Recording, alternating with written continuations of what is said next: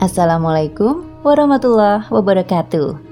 Ensiklopedia Al-Fatih kembali ke hadapan Anda untuk berbagi info Islami. Semoga menginspirasi aktivitas Anda hari ini. Dan jangan lupa klik tombol subscribe dan aktifkan notifikasi tombol lonceng agar tidak tertinggal berita terbaru dari Ensiklopedia Al-Fatih.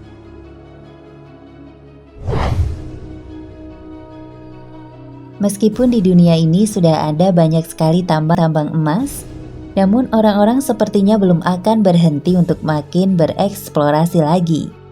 Iya, kalau bisa seluruh daratan akan dikeruk untuk mendapatkan emas-emas di dalamnya. Sangat beralasan kenapa manusia bisa begitu terobsesi seperti ini. Emas adalah barang berharga yang tak akan lekang oleh waktu. Ketika uang nominal tinggi jadi sampah, emas akan selalu stabil sepanjang jalan. Soal eksplorasi, diramalkan nantinya manusia akan menemukan satu tempat di mana di situ emas-emas bisa diambil dengan sangat mudah dan jumlahnya amat banyak. Ketika Sungai Eufrat yang ada di timur tengah mengering, saat itulah nampak bongkahan-bongkahan emas yang akan membuat mata manusia terpana. Tapi emas ini adalah kutukan dan tanda kehancuran. Ia akan diperebutkan banyak orang yang rela saling membantai satu sama lain. Ramalan ini sendiri harus kita yakini kebenarannya, karena datangnya dari lisan beliau, Nabi Muhammad SAW.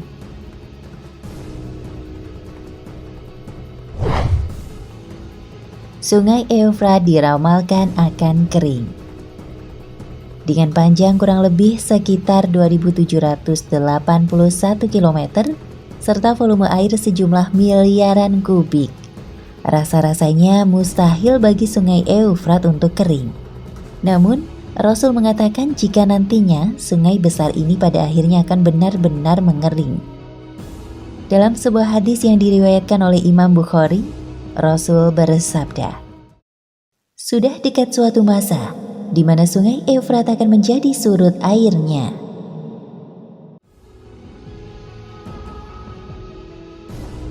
Sejarah Eufrat.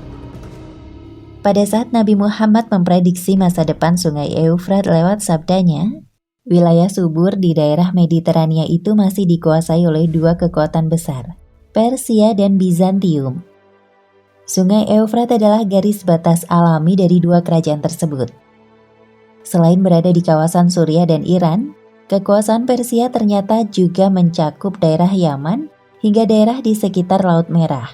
Sedangkan Bizantium mencakup sebagian Suriah bagian utara dan Turki hingga ke Eropa. Seiring perkembangan zaman, dengan kebangkitan Islam dan bersatunya daerah-daerah di Arab, dua kekuasaan besar itu mau tidak mau menjadi terpengaruh. Islam menjadi kekuatan baru dan mulai menunjukkan taringnya pada masa Khalifah Abu Bakar. Gesekan pun mulai terjadi. Persia maupun Bizantium tidak bisa lagi menganggap enteng kekuatan negara Islam. Kaisar Persia sempat mengirimkan pasukan untuk menyerang Madinah.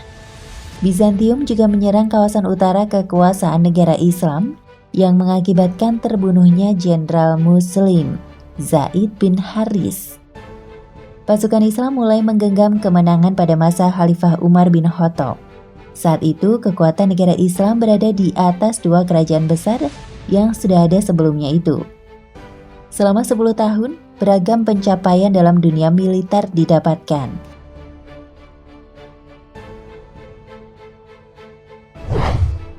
Pergerakan ke Suriah. Negara yang dilintasi Sungai Eufrat dimulai pada era Umar. Sebagian daerah yang sebelumnya dikuasai oleh Bizantium akhirnya berhasil ditaklukkan kekuatan pasukan Muslim. Sementara itu, Persia merasa khawatir. Mereka sudah kehilangan kekuatan pada kawasan perbatasan di sebelah barat Sungai Eufrat. Beberapa peperangan pun terjadi antara kerajaan Persia dan pasukan Muslim. Pada akhirnya Persia berhasil tunduk di bawah kekuasaan pemerintahan Islam. Wilayah itu kemudian menjadi salah satu bagian penting bagi penyebaran agama dan peradaban Islam di seluruh dunia. Penaklukan terhadap Persia inilah yang juga menandai awal mula peradaban Islam di sisi Sungai Eufrat.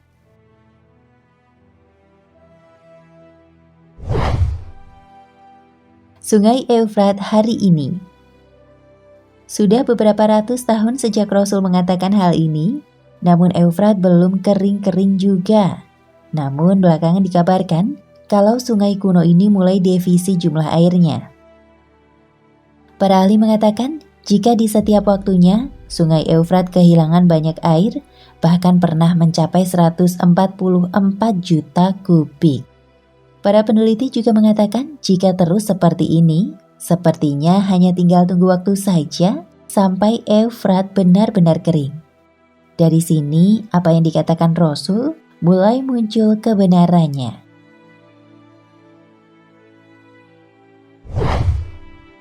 Keringnya Sungai Eufrat membawa hal besar.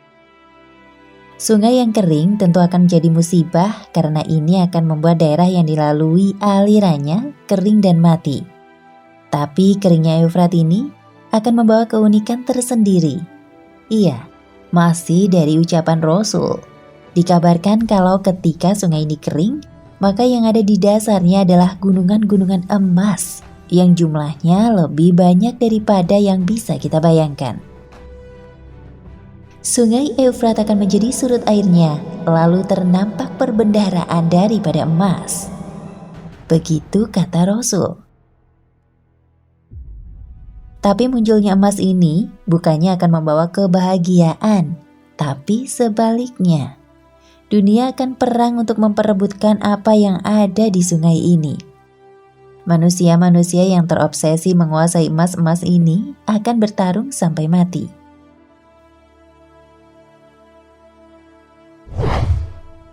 Banyak pertempuran keji terjadi untuk memperebutkan emas.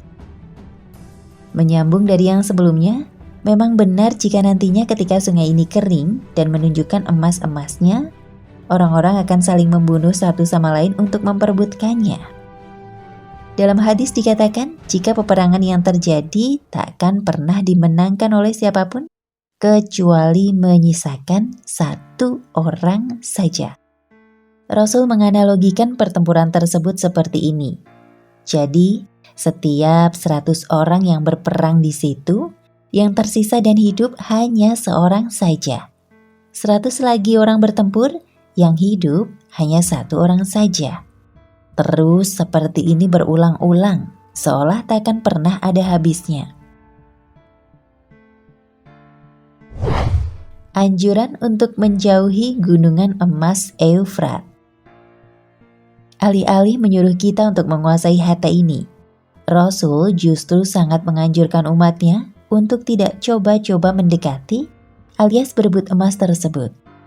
Dalam sebuah hadis beliau berkata, maka barang siapa yang hadir di situ, janganlah ia mengambil sesuatu pun daripada harta itu. Apa yang dikatakan Rasul sangat masuk akal. Pertama, kita pasti mati jika memperebutkannya.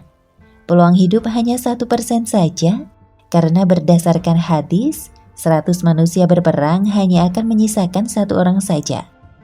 Kita mungkin tak akan seberuntung satu orang tersebut. Alasan untuk tidak memperebutkan emas ini juga karena ini adalah tanda untuk kita agar makin mempersiapkan diri. Berawal dari munculnya gunungan emas ini, sebuah peristiwa maha dahsyat akan segera terjadi.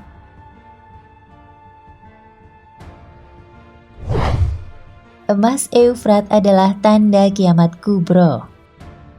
Daripada sibuk mengambil satu genggam emas di Eufrat, kita lebih baik mempersiapkan diri menjadi lebih baik dan beriman lagi.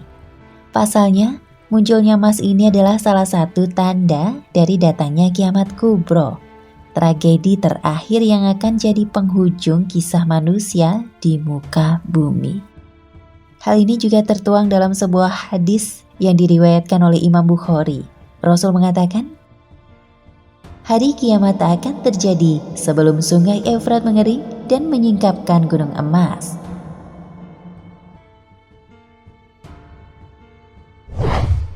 Setelah munculnya gunung emas Eufrat, maka berangsur-angsur dunia akan mengalami banyak keanehan yang jadi tanda kiamat lainnya. Hingga akhirnya kehidupan pun berujung dengan terciptanya kiamat. Suatu saat nanti ini akan terjadi karena yang berbicara adalah Rasul sendiri. Kabar buruknya, Sungai Eufrat memang perlahan makin kering. Sepertinya kita mungkin sudah tak punya banyak waktu lagi di dunia ini. Berdoa saja. Mudah-mudahan kejadian ini baru akan muncul 100 atau 200 tahun lagi. Nah, pemirsa Ensiklopedia Al-Fatih, sampai di sini perjumpaan kita kali ini. Semoga menginspirasi.